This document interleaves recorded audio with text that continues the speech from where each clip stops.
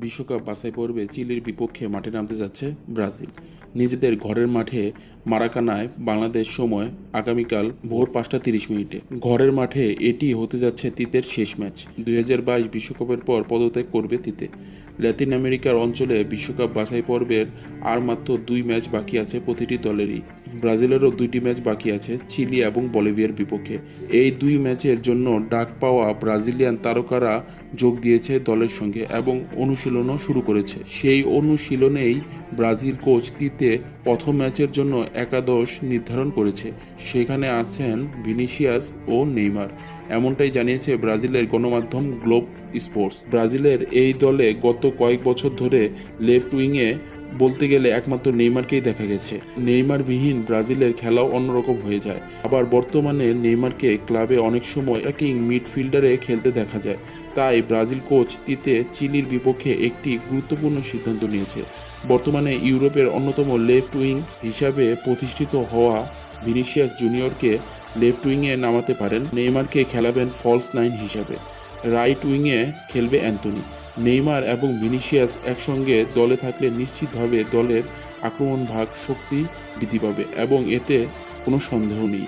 আর যদি তাদের জুটি মিলে যায় তাহলে তো সেটা ব্রাজিলের জন্য যতটা ভালো, প্রতিপক্ষের জন্য ততটা ভয়ের। ব্রাজিলে দীর্ঘদিন ধরে একজন ফলস 9-এর অভাব, ভালো স্ট্রাইকারের অভাবে রাশিয়া বিশ্বকাপে ভুগেছে ব্রাজিল।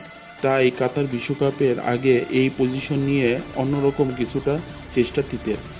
এমনিতেই নেইমার ইনজুরি প্রবণ, বল পায়ে রেখে খেলতে পছন্দ করেন তিনি, ফলে প্রতিপক্ষের আঘাতের শিকার হন বেশি এবং ইনজুরিতেও পড়েন। আবার নেইমারের ইনজুরি দলের জন্য ক্ষতির কারণ।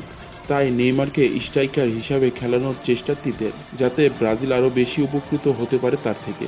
ভিনিসিয়াস যদি লেফট উইংয়ে দায়িত্ব ঠিকমতো পালন করতে পারেন এবং নেইমার যদি স্ট্রাইকারের দায়িত্ব পালন করেন তাহলে হয়তো কাতার বিশ্বকাপে এভাবেই খেলতে দেখা যাবে ব্রাজিলকে। এছাড়াও প্রতিটি পজিশনে ভালো বিকল্প তো আছেই ব্রাজিলের জন্য। আর্সেনালের মার্তিনেল্লি রয়েছে, যিনি লেফট উইংয়ে ও স্ট্রাইকে উভয়ই পজিশন খেলতে পারেন। রাফিনহা আছেন রাইট উইংয়ের জন্য। এই ম্যাচে ব্রাজিলের একাদশ কেমন হতে পারে তার ধারণা দিয়েছে গ্লোব স্পোর্টস।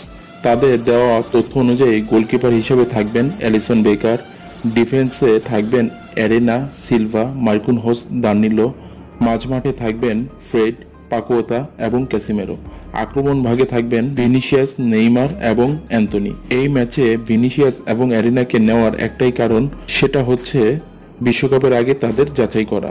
পরের ম্যাচে আবার একাদশে আসতে পারে পরিবর্তন। ব্রাজিল ফুটবল সংক্রান্ত যাবতীয় আপডেট সবার আগে পেতে আমাদের চ্যানেলটি সাবস্ক্রাইব করার পাশাপাশি বেল আইকন প্রেস করবেন এবং আমাদের ভিডিও যদি আপনাদের ভালো লাগে তাহলে অন্যদের মাঝে শেয়ার করবেন এবং লাইক দিয়ে আমাদের পাশেই থাকবেন। ধন্যবাদ।